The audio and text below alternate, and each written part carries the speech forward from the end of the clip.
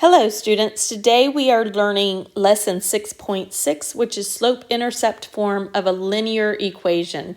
So really quickly, linear equation, I can't remember if I've talked about this before, but notice it has the word line in it. That's what a linear equation is. It's an equation that makes a line when you put it on a graph. So when you see that word, don't be freaked out by it. Don't say, oh, I don't even know what that means. It just means it's a line. Okay, later on, if we get to it at the end of one of the later chapters, have some non-linear equation. And if we don't get to it, you will get to it in Algebra 2. So let's get started. In the past, we have looked at equations with this look. They look something like ax plus by equals c. Okay, where a, b, and c are numbers and your x and your y are just there. This is a standard form equation. So it's where you have x plus y equals a number. This is standard form equation. We have seen those in the past. And we've seen some slope-intercept form, but you didn't really know what they were. So the slope-intercept form looks like this. Y equals mx plus b. So this is slope-intercept form.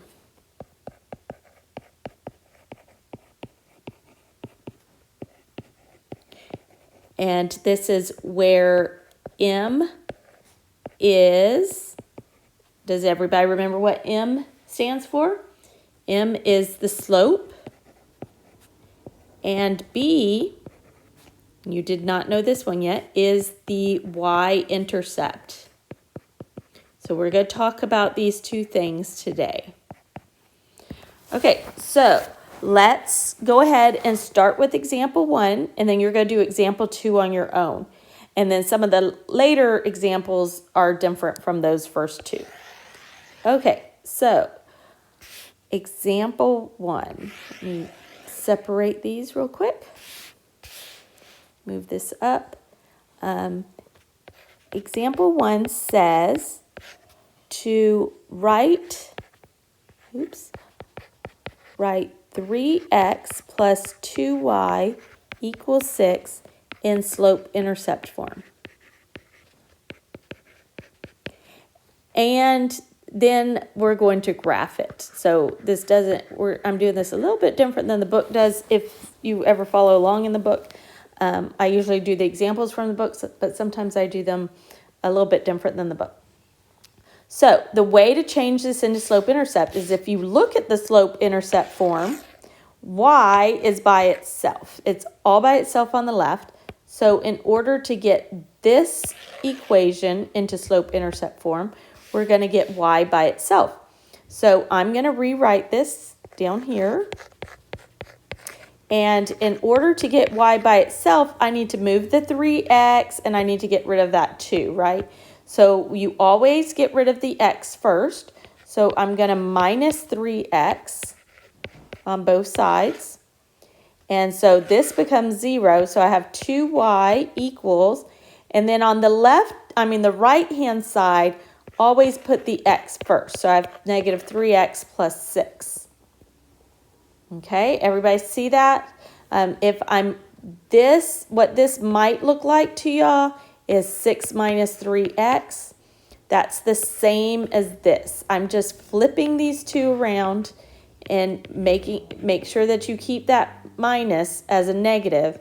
And then the 6 is a positive, so it has a plus sign in front of it. So all I did was do this part, 6 minus 3x, and flipped it around. Because you always want your x to come first. And why do you want your x to come first? Because we are trying to put it in this form. And so this form shows the x first. So we want to make sure that the x comes first. Okay, so the next part, oops, I erased my 6. The next part is getting rid of the 2. So I'm going to divide by 2 here. And when I do that, I have to divide everything over here by 2. So you can draw it like that. Or what I find some kids think is easier is doing it like this. Divide it by 2 on each one of them. So every single thing, every single term is divided by 2.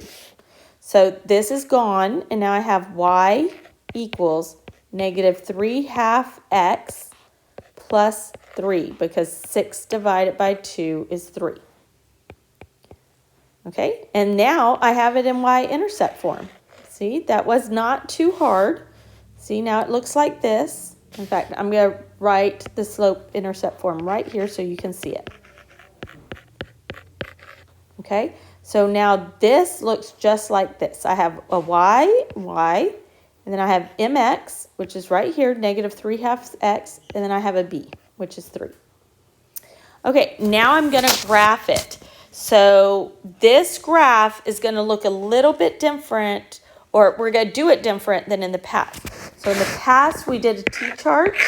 Remember, we set up x and y, and we picked some x's and we picked some y's. Well, we're not going to do it that way this time.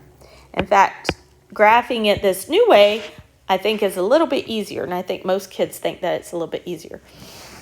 So we are going to draw our graph first. And because I'm not really sure where I know, but let's pretend like I don't know, I'm going to just kind of make a generic graph here. So I'm just making it as big as what I have room for. But for the most part, as long as you go probably about 5 by 5 or 10 by 10, then it should be okay. Okay, and then I'm going to write down some of my numbers here just to help me out. Okay, and some kids are good at not really needing the numbers there, but I like to write them down for y'all. Okay, now to graph this, so it says and graph, we are going to take this number first, which is the b. And what did we say up here? The b. The b is the y-intercept. So we're going to go to our y-axis. And we're going to put a dot at the 3 because that's what the y-intercept is. I'm going to put a dot there. Now I'm going to use this part, which is the m. And what does m stand for? M stands for slope. So now I'm going to draw the slope of this problem by counting. So remember in the past when we did slope yesterday, well the past 2 days, so you should have been doing slope, is we counted our rise over run. So we have negative 3 over 2. So I'm going to, instead of rising up 3, notice if I count up 3, 1, 2, 3, I'm off my graph. So instead, I'm going to go down 3, and that works good because this is a negative. So I'm going to go 1, 2, 3, so I went down 3. And now I'm going to go over 2, 1, 2. And that's where I put my point. So now I can draw my line here.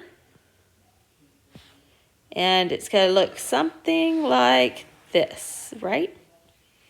Okay, mine's a little crooked because I'm not using a ruler. I can't use it with my screen. Now, I need to check something. One of the things I need to check is that it's pointing the right way. So remember when you did slope, if it's a negative, which this one is, a negative right here, that means it needs to be pointing to the left. And mine is pointing to the left, so I'm good there.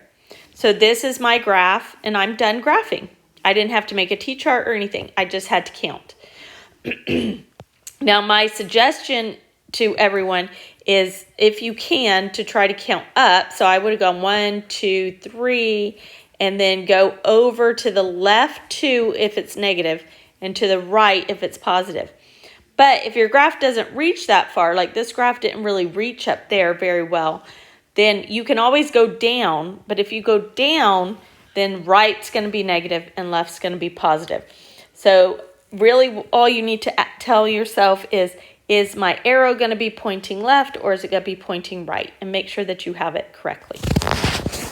Okay, up now to example 2. And this one you're going to do on your own.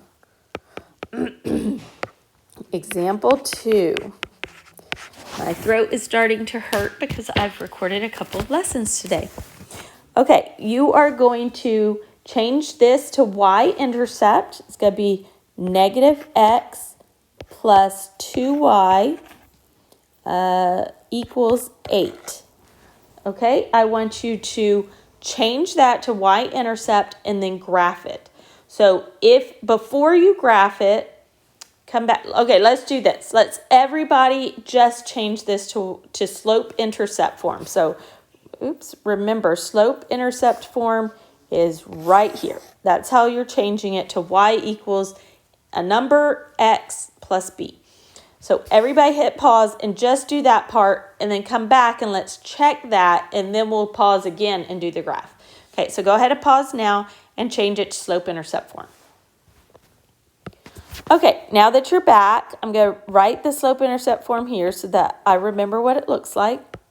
And now I'm going to change my equation. So if I have a negative x, I'm going to add x to both sides. That gives me 2y equals x plus 8. Remember, we want to keep the x on the left-hand side of the 8. We don't want to write 8 plus x because that's not the way that slope-intercept form is. And then my next part is to divide by 2. So y equals, now you might have just written it like this, x divided by 2, but I want a number there in front of the x. So the number is 1/2 x plus 4, because 8 divided by 2 is 4. So is this what you got? If it's not, if the only thing you got wrong was x over 2, that's really not wrong. You just won't know what your slope is because you need an actual fraction there. So you just need it to change that because when a variable is there without a number in front of it, the number is 1. Okay, so great job if you got to that point. Now what I want you to do is pause the video and I want you to graph that. So make sure that you make a graph that you think is big enough to hold all these numbers that you're going to have on there. Okay, remember our last graph, not sure if we made it quite big enough. Okay, so make your graph. Now hit pause and graph that with the y-intercept and the slope. And then come back and let's see if you got it right. Okay, everybody should be back now. I'm just numbering my my graph. I'm not going to do all the negatives because I think there's going to be that many negatives. Okay, so now I'm going to graph this. So my first thing to graph is my y-intercept. That means you put a point on the y-axis, and that point is 4 for this problem because this is 4. Okay, now I'm going to do my slope. My slope is 1 over 2. So I'm going to rise 1, and I'm going to go to the right 2 because that is a positive. So I'm going to rise 1, and I'm going to go over 2. So my point is right there, my second point. It's a little bit off my graph, but not too bad. In fact, I can do it the opposite way. I can go down 1 and across 2 and put 1 here. Okay, so now I have 2 points where I know where to put my line. Okay, and then I ask myself, is it pointing in the right direction? Yes, it's pointing to the right. And also on both of these, I could have labeled them, and you always label them with your first equation. Do not label them with your new equation. Label them with your first equation. Okay, so look at your graph and look at mine and see if you got that right. If you got that right, then you did a great job. If you didn't, try to figure out what went wrong and where you did that wrong. Okay, we have a couple more examples. We actually have 3 more examples. So let's move on to example 3. And the problem says graph 2x plus y equals -3. So in the past, you might have done a t-chart with this. And if it doesn't tell you how to do it, sometimes I don't mind if you do a t-chart. But right now, we're trying to do this with slope-intercept. So if you think you're confident enough to do this on your own, then you can hit pause and do it on your own. If you want to work this one with me, then just keep staying on the video. Okay, so if you're going to hit pause now. Okay, so let's solve this. Let's make it look like a slope-intercept. So I'm going to move the 2x to the other side. And when I do that, I get negative 2x. I can either write this as minus 3 or plus a negative 3. Okay, it doesn't matter which one as long as you know it's a negative 3 for when we graph it. Okay, now I'm done because I don't have a number in front of the y, so I don't have to divide. So this is my slope-intercept form, and now I'm going to graph it. So I'm going to make my line a little bit smaller, and let's change the color. Okay, I'm going to do it down here to kind of give myself some more room. Okay, and then here. Okay, so my y-intercept is negative 3, and so I'm going to go on my y-axis. I am going to go down to negative 3 and put a dot. Okay, and then my slope is negative 2, and if I don't have a fraction, notice this is not a fraction, I can make it into a fraction. So anytime you don't have a fraction, just put it over 1. So that means I'm going to go up 2 and over 1. So look at what I just did. I went up 2 and over 1. And which way is this going to be pointing? To the right. And that's not correct because this is a negative. So I wanted to do that wrong for y'all to show you that that wasn't where the point was supposed to go. So when I went up 2, I should have gone to the left one because you have to ask yourself, which way is it going to be pointing? This one's going to be pointing to the left, so I want it to move to the left instead of the right. And there's my graph. And then after I draw it, I'm going to label it 2x plus y equals negative 3 because that's the main equation. And that's it. That's all you have to do. Okay, let's move on to example 4. Now this one I really want you to do on your own. So if you didn't do that last one on your own, make sure you try this one on your own. Okay, so I have 2x plus 3y equals 6. So everybody pause the video, solve for y. That means put it into y-intercept. I'm sorry, slope-intercept form. And then graph it. So I want you to do all of it, all the way through. Okay, hit pause and do it on your own. Okay, now everybody should be back. I'm going to subtract the 2x from both sides. And I get 3y equals negative 2x plus 6.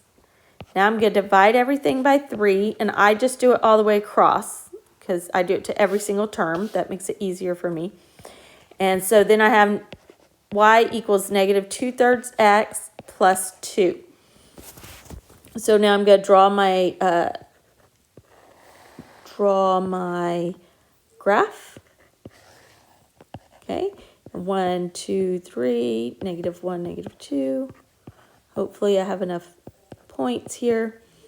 Okay, so I'm first going to do my y-intercept. I'm going to put the first dot at 2. And then I'm going to do my slope, which is negative 2 over 3. So I'm going to go up 2. If I go up 2, I'm going to be off the graph, but that's okay. It's not a huge deal. In fact, let me just make my graph a little bit bigger, right? Everybody should be working with pencils, so it shouldn't be hard to go up a little bit more. That's 4 and 5. Okay, so now I'm going to go up 2, 1, 2, and then I'm going to go over 3. But which way do I go over? Well, I look at here and I have a negative, so I'm going to go to the left. So I went up 2 and over 1, 2, 3, and there's my point. So now I can connect those 2 points.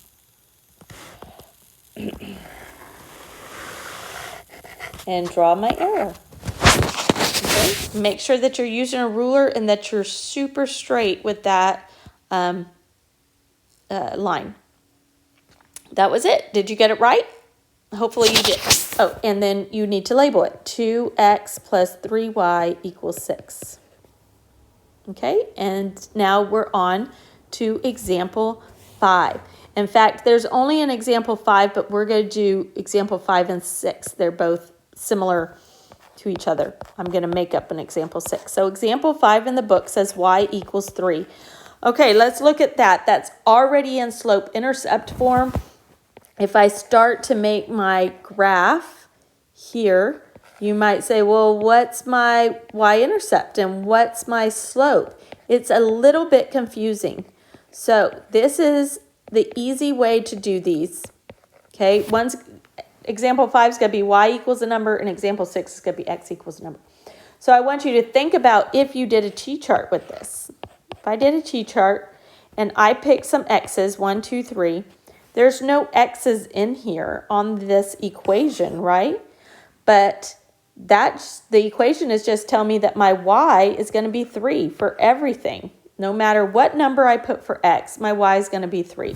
So let's graph this t-chart. I have 1, 3, I have 2, 3, and I have 3, 3.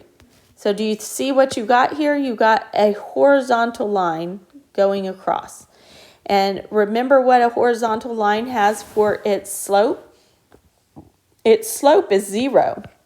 That's why it doesn't have an x on this one, because we have no slope. It would be 0 times x, which would be 0. Okay, so if you have y equals a number and you're graphing it, it's just going to be a horizontal line across that number. So if I had the problem, I'm going to do this one in red, y equals -1, I don't have to do a t-chart. I don't have to change it. All I have to remember is that's going to be a horizontal line because my slope is 0, and I just do a horizontal line at -1. Okay, so super easy to do these if you remember that y equals a number is a horizontal line. Okay, so let's write that down. Let's write y equals a number is a horizontal line.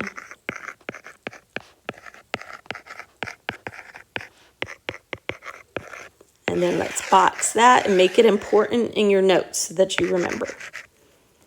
Okay, so example 6, we're going to do kind of the opposite of that, and we're going to do an x equals a number. So if we have x equals 2, what kind of line do you think that's going to be on your chart? If y equals a number was a horizontal line, what do you think x equals a number is going to be? Well, let's look at it the same way we did the last one. And let's make a t-chart just to see what the t-chart would say. Well, I can't choose x equals 1, 2, 3 because this tells me that x has to be 2. So no matter what, x has to be 2. So if x has to be 2, my y can be anything. So I'm going to make the y's 1, 2, 3. So now let's graph this. 2, 1, 2, 2, and 2, 3. So do you see what kind of line that x equals a number ends up being? X equals 2 is a vertical line at the number 2. So if I had x equals -3, then it would be a vertical line going through the -3. Okay, so x equals a number is a vertical line. And if you don't remember, if you get to a quiz or a test and you're going, oh, I forgot if it's a vertical or a horizontal, just make a t-chart and then plot those points. Super easy, but so many kids get them mixed up because they're just trying to do it quickly. So don't get it mixed up. If you're not sure, do a t-chart and say if x is 2, then all your x's are 2's. If y is 3, then all your y's are 3. Okay? And that's it for today. So hopefully you do well on this. It's not really that difficult if you went through all the notes with me and did some examples on your own. Okay? So good luck on your homework.